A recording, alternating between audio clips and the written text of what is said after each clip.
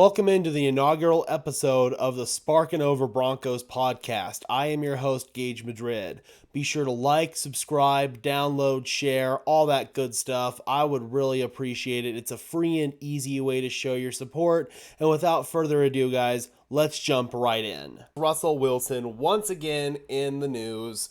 And once again, it is one of his former Seahawk teammates going out there and really airing out his personal beef and personal displeasures with Russell Wilson on a national media scale, and in my opinion, letting that slip into their evaluation of the player.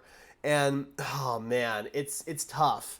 It's really tough because you understand where guys such as Richard Sherman and, in this case, legendary Seahawks linebacker KJ Wright are coming from, because Russell Wilson, if you look back on reports from his relationship with his teammates, especially during his time in Seattle, it was very tough for him to be a relatable guy. He always got, it felt like, special treatment at times. He had his secretary take phone calls for him whenever his teammates wanted to get in touch with him, allegedly, or at least that's what Richard Sherman claims. Marshawn Lynch, he didn't exactly confirm that, contrary to what the media wanted to run off with that narrative there.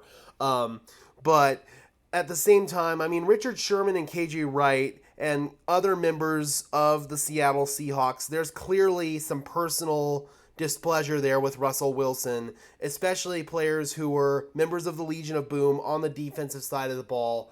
Quite frankly, the only defensive player that was on the Seattle Seahawks for their legendary Super Bowl runs that still, I feel like, has a decent relationship with Russell Wilson is Bobby Wagner. But KJ Wright was recently on Good Morning Football, and he was asked about his former Seahawk teammate, and he was asked how he feels about his prospects moving forward and how he feels about the Seattle Seahawks getting what they got in this trade. Now, let's take a listen to what KJ Wright has to say here. When I look at this Russell Wilson situation, this could potentially go down as the biggest trade heist in NFL history. We're talking 2 first-round picks. We're talking 2 second-round picks. We're talking a bunch of good football players, Noah Fant, Shelby Harris, Drew Lock. And we're talking about they gave this man 5 years and paid him a lot of money to say, you are our guy for the next 5 years. Russell Wilson, we're putting all our eggs into you, and all they've gotten so far is 5 wins and a fired head coach. And so right now, this is looking very scary. This is looking ugly. And the Seahawks, they hit on their draft picks. They got Tariq Woolen. They got 2 offensive linemen that started as rookies. They got the best wide receiver in this draft, in Jackson Smith and Jigba and Devin Witherspoon. They are hitting. They are winning right now. And so for Russell, like you said, his legacy is on the line.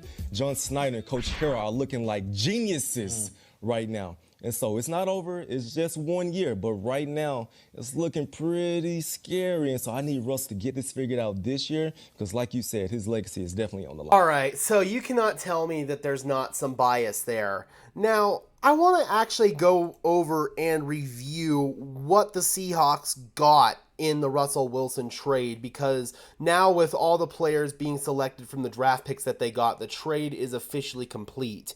Now, yes, the Seattle Seahawks have drafted really well, but not all of the players that they got in the Russell Wilson trade are proven commodities just yet. Now, that's not saying that they won't be, but at the same time, I feel like what the Seahawks got, yeah, it was a lot in terms of volume, but as of right now, there's only, in my opinion, 2 really solid players on this list, and the rest are just kind of unproven commodities at this point in time, or proven commodities that are just not very good or not long-term contributors for the Seattle Seahawks. I really like what the Seattle Seahawks have done. Hats off to them for doing really well in the draft the past couple of years. I have a lot of respect for the Seattle Seahawks organization. They did really well moving off from Russell Wilson, in my opinion, at what was the right time. Obviously, that relationship was completely fractured, and they did well with what they got in return. Obviously, I mean, it certainly, the results here in Denver were not what were expected going forward. But with Nathaniel Hackett now out of the building and Sean Payton now in the building, I really feel like Russell Wilson has a chance to look a lot closer to the Russell Wilson that we saw for 10 years in Seattle. Sure, age is catching up with him and his mobility is starting to decline a bit, but at the same time, he's still one of the best deep ball throwers in the NFL, and Russell Wilson, I feel like, is going to really thrive in the Sean Payton offense. Now, let's go ahead and review the trade here and go over exactly what the Seattle Seahawks got. I'll go ahead and bring that in here via a window capture. Shout out to my man Zach Stevens over at DNVR for this tweet here. So, the Denver Broncos received Russell Wilson and Ioma Uwazurike, who was drafted in the 2022 fourth round. And then the Seahawks, Charles Cross, really good player. That said, though, he did start to fall off a little bit in the back half of the 2022 season, and I really feel like he got outshined by his fellow rookie tackle Abraham Lucas. But that said, Charles Cross still the anchor stone for the left side of their offensive line. Really good player there. Definitely. Denver, obviously, we have Garrett Bowles, so we probably would not have taken Charles Cross with that pick.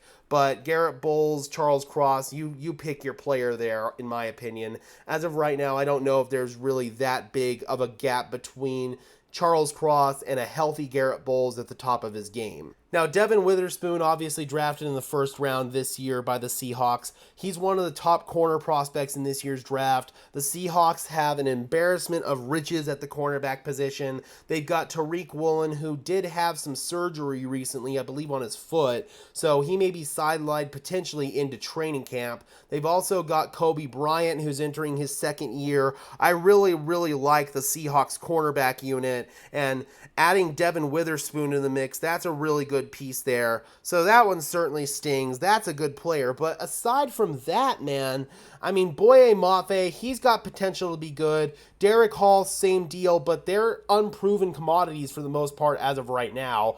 Same goes for Tyreek Smith, who was drafted last year in the 5th round.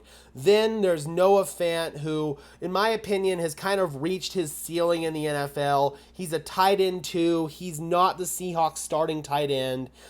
He got outshined, in my opinion, by guys such as Colby Parkinson, and even Will Dissly looked better than Noah Fant last year. So Noah Fant has really good speed. I feel like is a really good niche player for the Seahawks, but much like here in Denver, he's never really reached what he could have become when he was drafted 20th overall in 2019 by the Denver Broncos. Now, Shelby Harris, of course, is not even on the team anymore. He's currently a free agent. He was cut this offseason by the Seahawks, so he's not even on the team anymore. And then Drew Lock obviously couldn't beat out Geno Smith, and obviously we saw why. Geno Smith looked awesome last year. But Drew Lock, he's the Seahawks' backup quarterback, and unless something drastic happens to Geno Smith, either with an injury or his play just completely falls off a cliff, I don't feel like Drew Lock will see the field for the Seahawks. He literally did not see the field at all, save for 2 preseason games last year for the Seahawks. So at the end of the day, man, there's 2 good players that the Seahawks got in this trade, and aside from that, a lot of unproven commodities and just a lot of crapshoots. So Russell Wilson, here's hoping that he'll be able to step it up, and I really like Ioma Uwazurike, and the Broncos seem to like him enough to give him an opportunity to maybe get some snaps in year 2. He barely saw the field as a rookie, but I really like his potential. So also another one of those unproven commodities. Yeah, the Seahawks, they did get a lot in terms of volume, and they got a couple of really good blue chip players out of this trade. But as of right now, to say that this is the biggest trade heist in NFL history is a complete and utter farce, because the Seahawks, with their own draft picks, hit with guys such as Jackson Smith and Jigba, Tariq Woolen, all those guys that KJ Wright mentioned. It was with Charles Cross and Devin Witherspoon. Those were really the 2 big names that the Seahawks acquired with those Denver picks. Now, to compare this trade to, say, the Herschel Walker trade, that's just complete and utter BS in my opinion. There's no way that this trade will go down with the Herschel Walker trade. In fact, I don't feel like this will even go down as the worst quarterback trade from last season. Deshaun Watson looked like complete crap for the Cleveland Browns last year. He did not look good at all. He was out of football for a year and a half. I'm not going to go into why, obviously. But Deshaun Watson looked horrible, and the Cleveland Browns not only gave up more draft capital for him, they gave him a fully guaranteed contract. At least the Broncos have a somewhat realistic way out of the Russell Wilson deal, especially if ownership is willing to dip into their pockets and fork out the cash. Now, here's hoping we don't have to get to that point, but with Deshaun Watson, man, I mean, he did not look good last year, and the Cleveland Browns are married to him for, I believe, 7 years or some crap, because they extended him before his extension with the Houston Texans had even kicked in. So, I don't know, man. We're trying to sit here and pretend that Russell Wilson was the worst quarterback trade of all time and potentially the worst NFL trade of all time. That's a complete and utter pile of crap. Deshaun Watson has potential to go down there with Herschel Walker, in my opinion, especially because of all the off-the-field baggage. We don't have that associated off-the-field baggage with Russell Wilson. Yeah, he's corny and a little bit cringy, but when you're winning, that generally passes off well. It did for 10 years when Russell Wilson was in Seattle, and now all of a sudden we're going to pretend that Russell Wilson is one of the most hated figures in the NFL. I mean, we see all this recency bias now about how Russell Wilson was never a good player for the Seattle Seahawks, and he was carried by the Legion of Boom and carried by Marshawn Lynch. Yeah, maybe that was true early in his career when they won the Super Bowl against the Denver Broncos. But later in his career, especially from 2015 to 2020, Russell Wilson was the reason why the Seattle Seahawks were relevant. Russell Wilson was an MVP candidate that did not get the love and respect that he deserved. Russell Wilson was being talked about with Patrick Mahomes as the best quarterback in the NFL from 2018 to 2020. I'm sorry, man, to sit here and say that Russell Wilson was never a good player for the Seattle Seahawks, and now you got the Seahawks going out and giving his number to Artie effing Burns. I'm sorry, I'm going on a bit of a rant here, but I understand Russell Wilson didn't play well last year. I'll be the first one to go out there and say that. But to disrespect him for all the stuff that he did before he got to Denver, that's ridiculous. And it really pisses me off that the Seahawks fan base has done that. Because Russell Wilson was the best quarterback that has ever played for that franchise. And Seattle may have things pretty good right now with Geno Smith, but do we really think that Geno Smith is the long-term answer to the Seahawks quarterback issues? I don't think he is. Do we really know if Geno's going to be able to sustain this high level of play? I think he will, but what if he doesn't? What if he doesn't? Then Seattle might be in a bit of trouble here. So to go ahead and sit here and say that this was the biggest quarterback trade heist of all time or the biggest trade heist of all time, that's just not true, man. You cannot go here and compare that to the Herschel Walker trade. And it really, really ticks me off that Russell Wilson's former teammates who have gotten in the media are allowing their personal bias and displeasure against Russell Wilson to affect their analysis of him from a media perspective. Now, I am technically a part of the media, but I want to make very clear that I am also a fan, and I'm going to let some of my bias come in. That's probably why I'm never going to be a credentialed member of the media, because I will never be able to completely be subjective. But members of the media that are on a national level, they get paid the big bucks to be subjective. And sure, Richard Sherman, he can go on his own podcast and he can talk all the crap he wants about Russell Wilson. But I feel like KJ Wright going on Good Morning Football, a program that really should be subjective, is one of the highest viewed football programs in all of sports. And we've got guys like Kyle Brandt talking crap about Russell Wilson. Now KJ Wright coming in here and just really, you can criticize all you want his play on the field, but at the end of the day, when you take it and let it get personal like this, that's when I lose a lot of respect for you as an analyst and a member of the media. Hey, be sure to leave a like on this pod if you're enjoying it, as well as subscribe to the channel so you don't miss any content moving forward. And without further ado, back into the show. Normally, this is a channel that is strictly dedicated to Denver Broncos content, but I wanted to take this moment to relish in the incompetence of one of our division rivals, arguably our most hated division rival. And I just want to take a moment here to say how thankful I am that I am not a fan of the Las Vegas Raiders. They have completely botched their quarterback situation, and it all could have been avoided had they just not pissed off Derek Carr, man. So, a report came out yesterday from Pro Football Talk's Mike Florio. He obtained Jimmy Garoppolo's contract with the Raiders. Now, if you remember back in March, Jimmy G's press conference when he initially signed with the Raiders was delayed. We now know why. He failed his physical with the team. If you guys remember, Jimmy Garoppolo suffered a foot injury, a broken foot, last season versus the Miami Dolphins. That's the injury that paved the way for Brock Purdy to start for the 49ers down the stretch and lead them to the NFC Championship game. Now, at the time, San Francisco claimed that the injury was not a Liz Frank injury and no surgery was required. In fact, there was hope that Jimmy could have been ready to go to back up Brock Purdy had the 49ers made the Super Bowl, obviously had Brock Purdy not gotten injured in the NFC Championship game. So the 49ers were saying this really to sort of hold out hope that Jimmy Garoppolo was going to be ready to go for the end of the season, to be ready as an insurance option in the Super Bowl.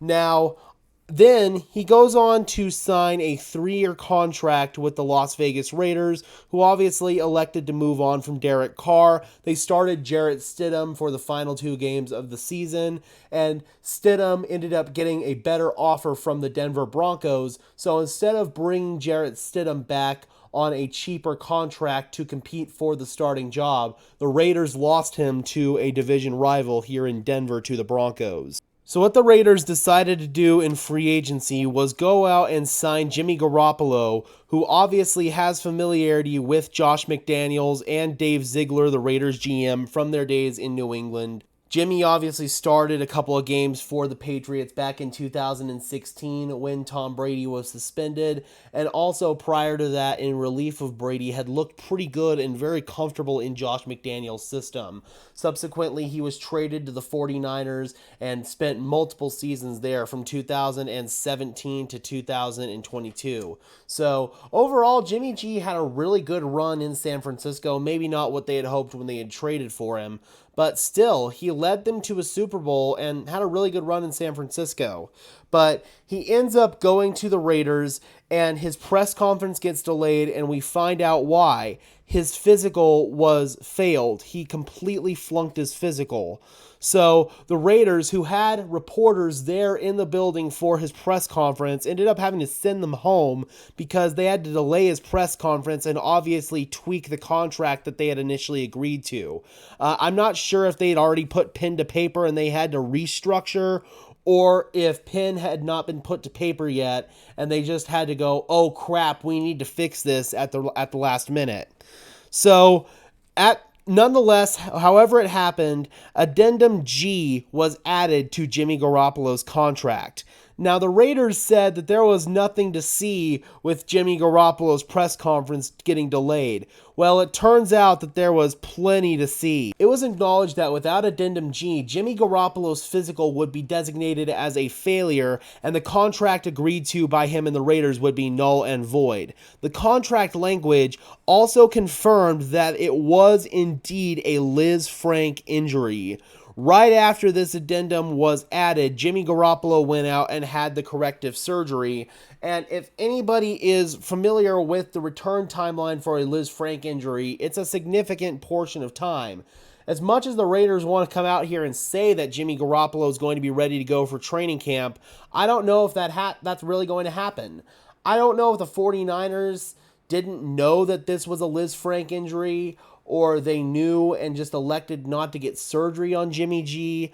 Either way, it feels like the 49ers also bear some responsibility in this situation because it feels like they also botched the Jimmy Garoppolo situation.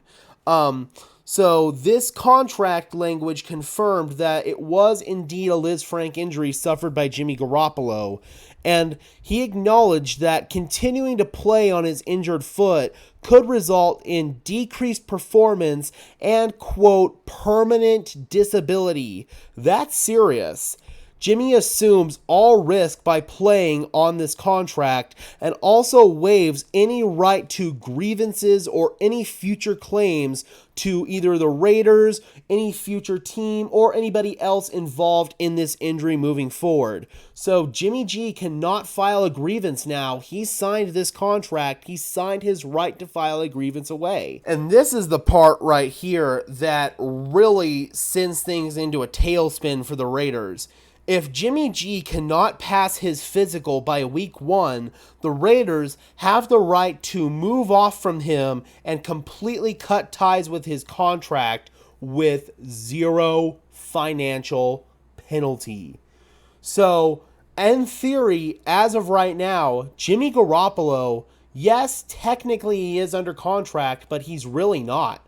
The Raiders, if he can't pass his physical, can move on from him with no cost, no penalty, and they would get off scot-free. It also goes on to say that Jimmy Garoppolo had initially agreed to an $11.25 million signing bonus for this season, and now that has all been converted to base salary. So Jimmy Garoppolo has no guaranteed money on his deal as of right now.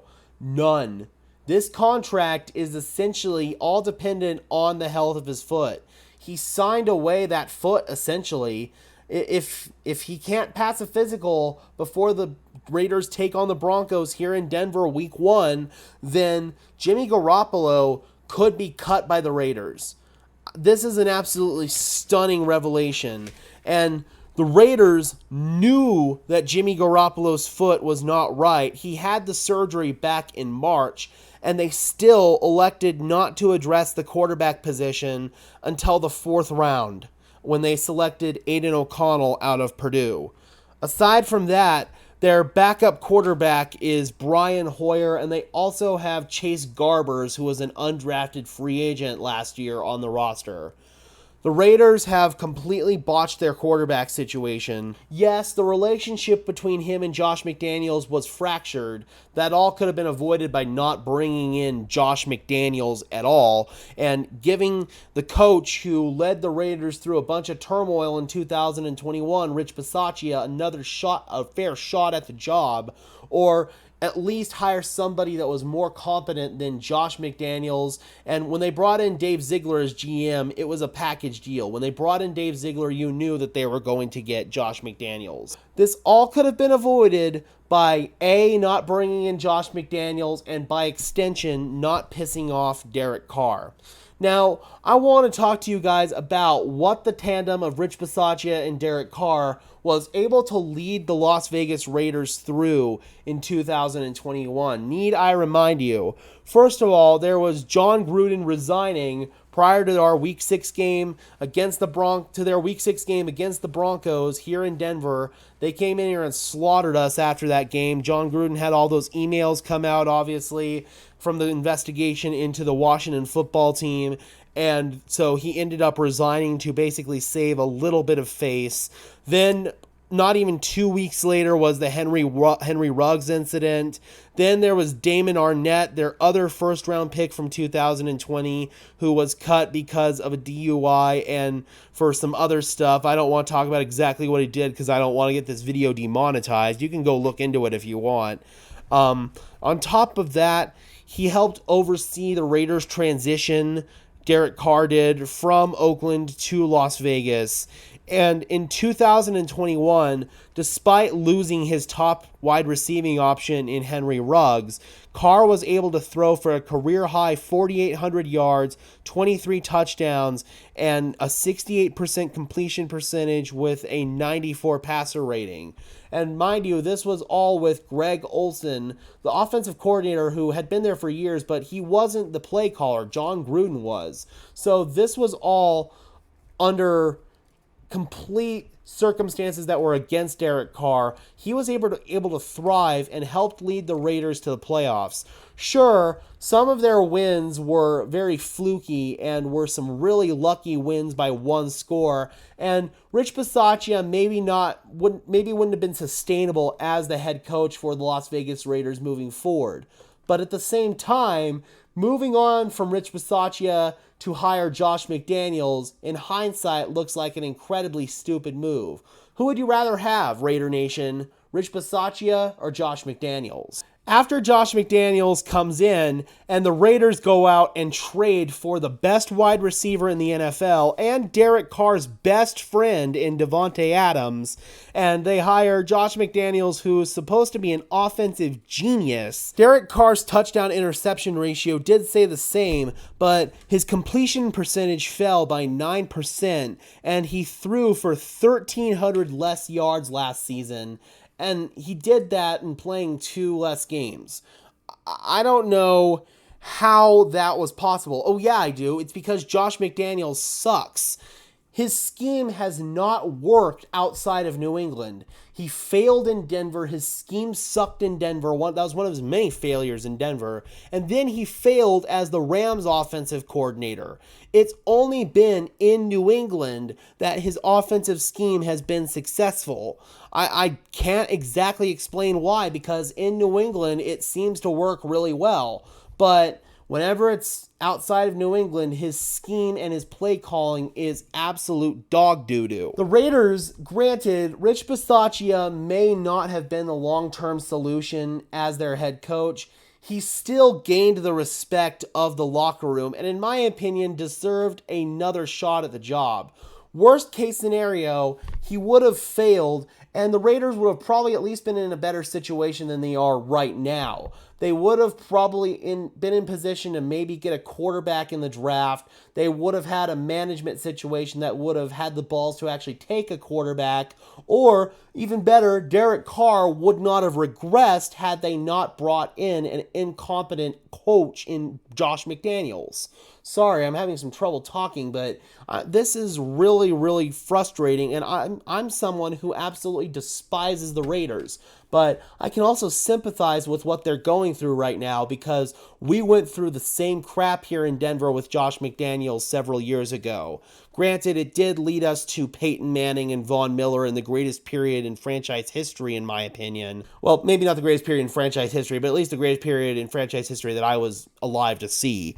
But still, Josh McDaniels goes into Las Vegas, completely alienates his relationship with Derek Carr, and now the Raiders are in an absolutely terrible spot. And it wasn't just Derek Carr that Josh McDaniels alienated. Davante Adams is absolutely furious with the Raiders organization right now, and rightfully so. He left Green Bay to come to the Raiders to play with his best friend, and now Derek Carr was run out of town. Josh Jacobs is also not pleased with the Raiders front office, Josh McDaniels, and Dave Ziegler by extension, because of the franchise tag situation. Now, who knows? Maybe the situation with Josh Jacobs would not gone any differently with another coach. But still, you have to wonder how much Josh McDaniels and Dave Ziegler played into that situation.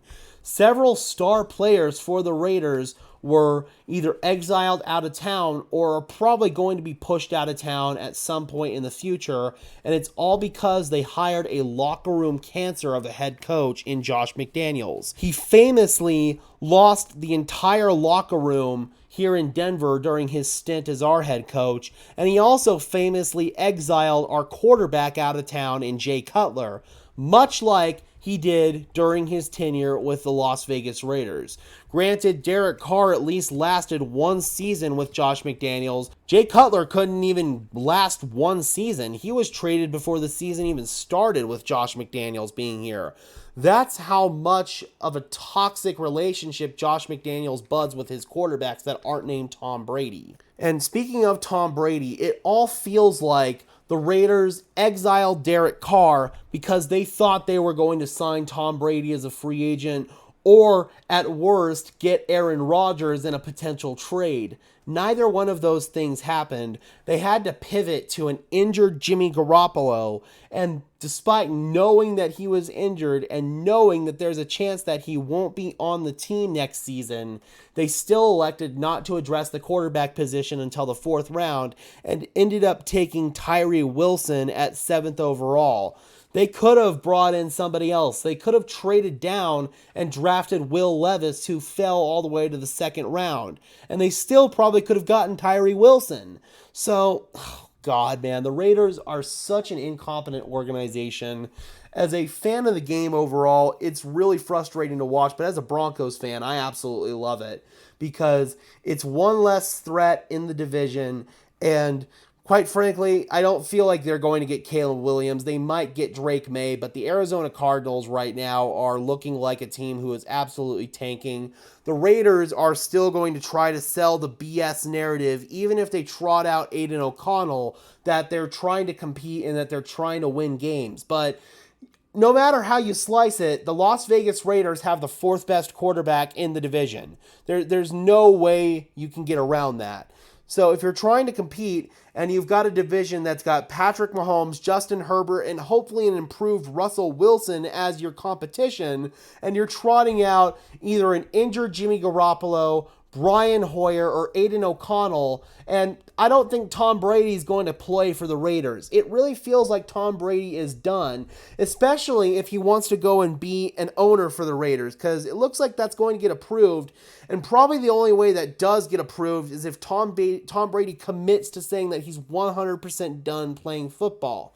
Because let's say, for example, that Tom Brady gets approved to be both the owner and be a player for the team. He could get paid handsomely as the owner, but barely, and just get paid the vet minimum as a player. They could essentially circumvent the salary cap, and you know that the rest of the owners are not going to let that fly. So I really just do not see a scenario at all where Tom Brady is going to be the quarterback for the Las Vegas Raiders. I just don't.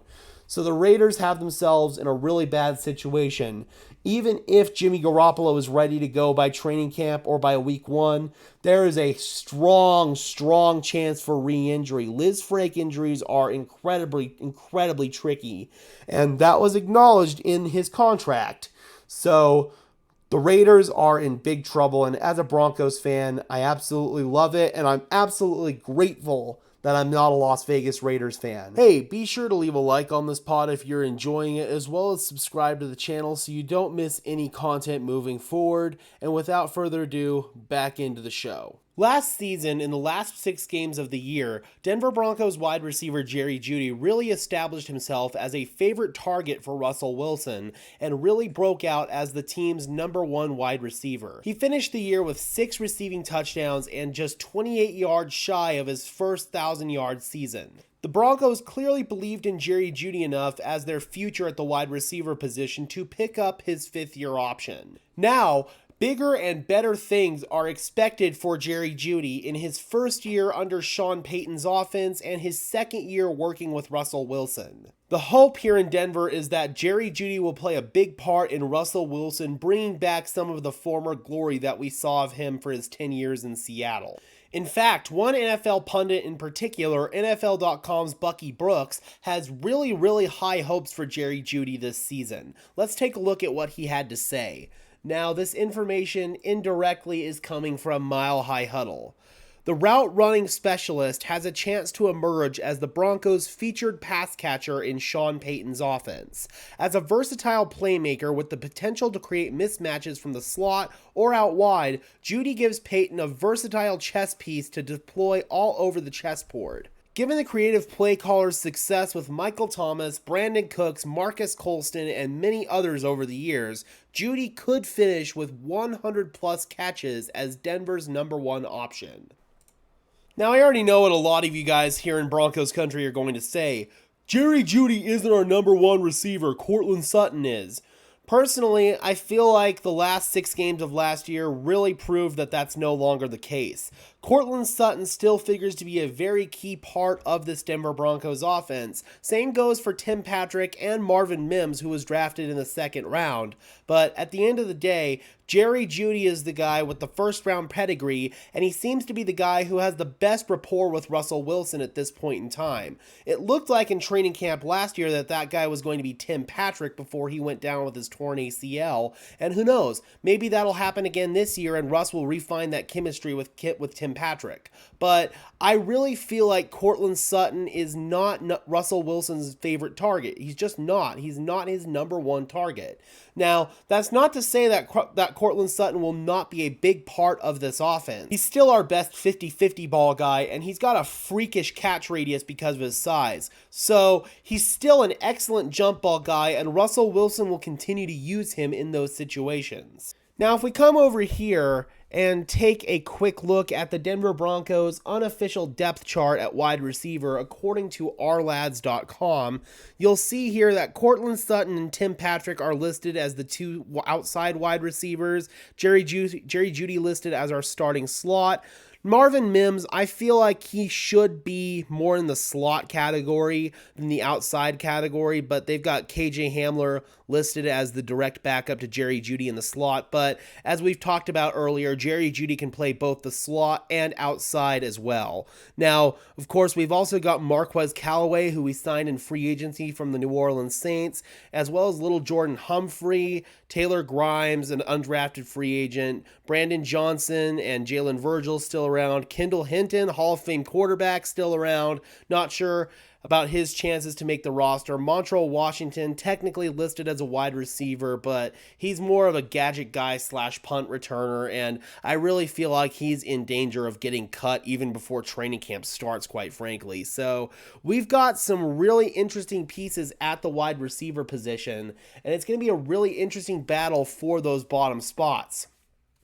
But at the end of the day, it really feels like Jerry Jeudy is poised to be the Broncos' top target in 2023 just because of his rapport with Russell Wilson and what Sean Payton has been able to do with wide receivers of a similar skill set in his previous years in New Orleans. So I'm curious, Broncos country, what are some realistic stats to expect from Jerry Jeudy next year as the Broncos' #1 wide receiver? Drop those comments down below. I would love to hear from you. Thank you so much for watching this episode of the Sparkin Over Broncos podcast. Be sure to like as well as subscribe to the channel. I would really appreciate it. If you're on another platform, be sure to like, download, whatever you do to get this podcast out, and be sure to share it with your friends. That would be awesome. And until next time, guys, I am your host, Gage Madrid, saying peace out.